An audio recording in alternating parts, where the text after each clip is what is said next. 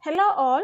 For upcoming few sessions, we'll understand few Azure Data Factory control flow activities like get metadata activity, if activity, filter activity, append activity, wait, until, lookup.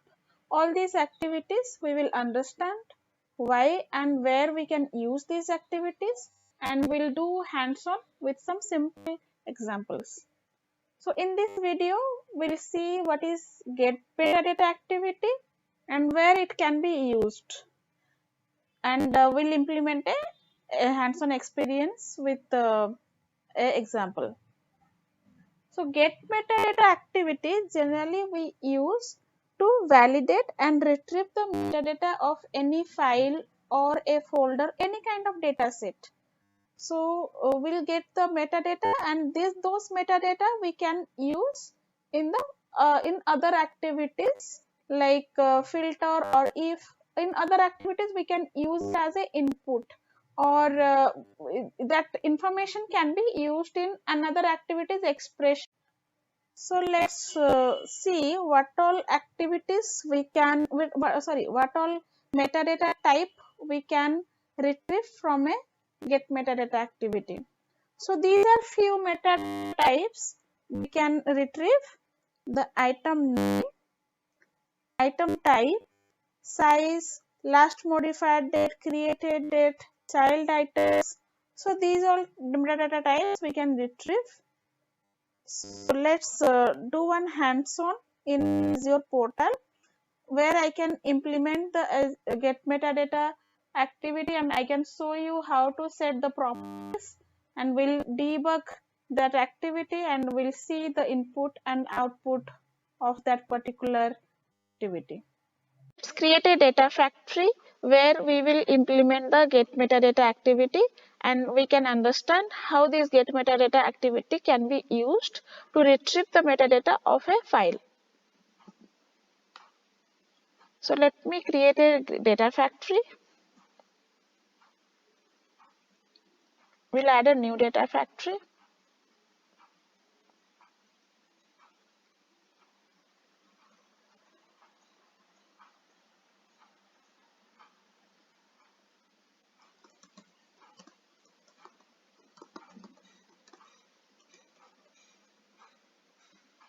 The version will take the V2. V2 is the latest data factory version.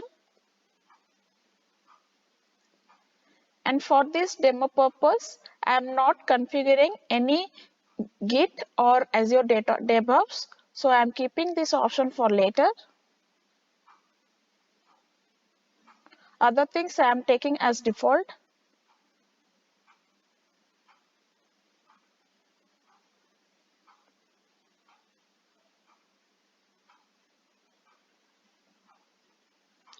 Here in the top, you can see the notification. This data factory creation is started. Deployment is in progress. So once the data factory is ready, we'll get the notification here. Let's go to the data factory.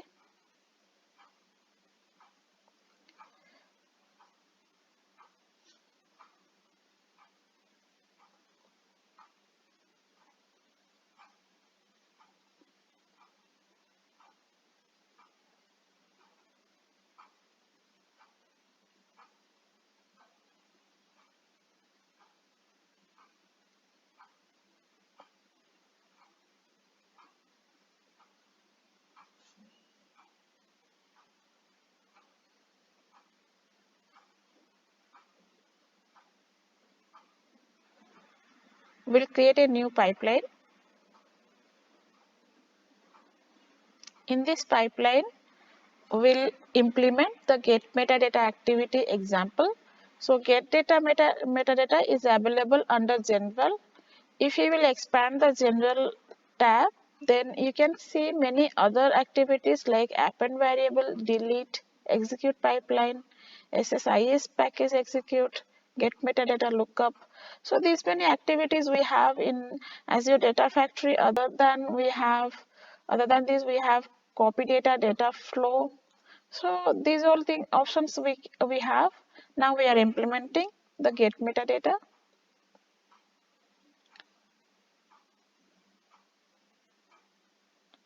Get metadata, we have very few properties or very few options to give. We can give a name to it.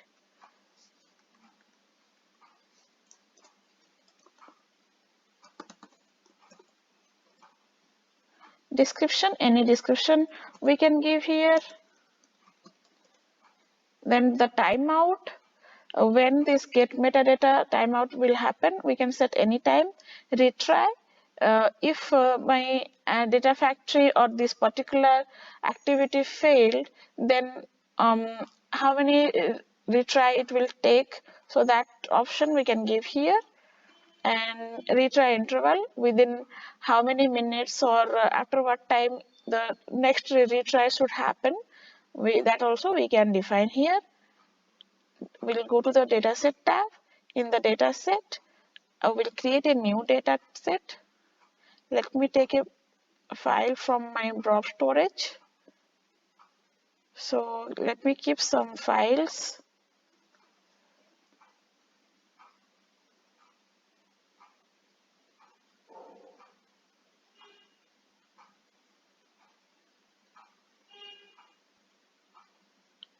In the storage account, we'll keep some files.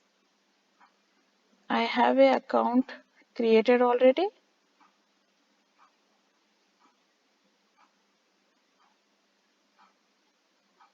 In this container, let me upload few files. Let me upload all the files.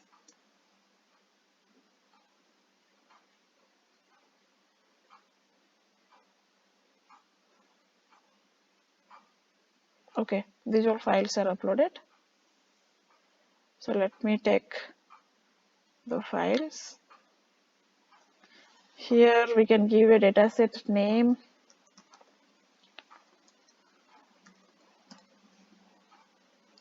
Linked service.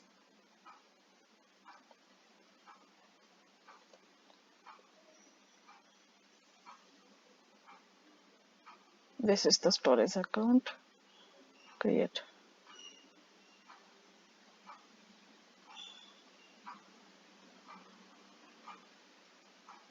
Here for the file path, let me select the file. Here I am taking the whole folder. I am not selecting any particular file. Let's check what happens. What are the properties or metadata it retrieves from of a folder.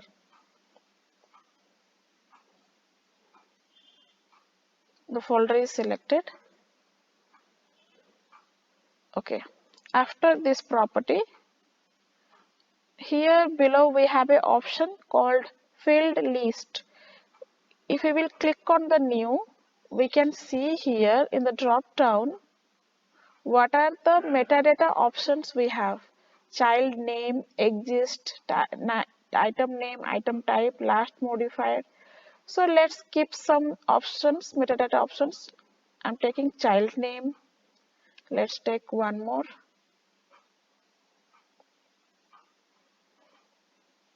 Last modified. So let me try with these two metadata options and what are the output we are getting.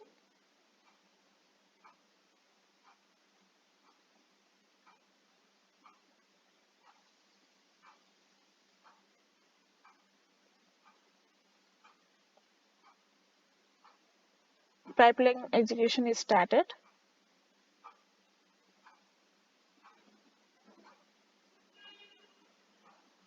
It is successful. Okay, we can see here, let me close this. We can see the status here is succeed. Here you can see two arrow buttons. This is the input and this is the output. Let me show you what is the input for this metadata demo. The input is the data set which we have created, dataset CSV is my input, and the outputs are we have selected the metadata type last modified date and child item. So we are getting these two in the output, last modified and the child items. The child items are the items present inside the folder. The folder is created on this date and the folder contains these many files. So these file names we can see here. So these all child items or last modified date, these outputs we can use as a input for a other activity as a input. Let's say I want to load some data based on the last modified date. So this can be very useful while doing a incremental load in our ETL process. Or this child item, if I know I can retrieve the file names. Let's say I have all these files coming from some server and stored in a shared location. I have files for all the dimensions and I want to load only the person data into a person dimension table.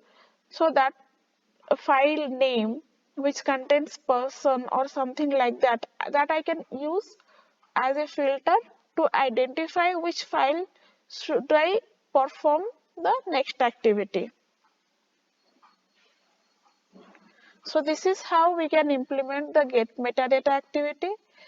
And this get metadata activity also is not supported by all the data sources. So you can go to the Microsoft Docs site. Here you can see which all connectors are supporting Azure get metadata activity. So these all information used to change on time. So every time you use a get metadata activity, you can check here directly in the Microsoft site and you will get the latest or updated information about the get metadata activity connectors. So thanks for watching this video.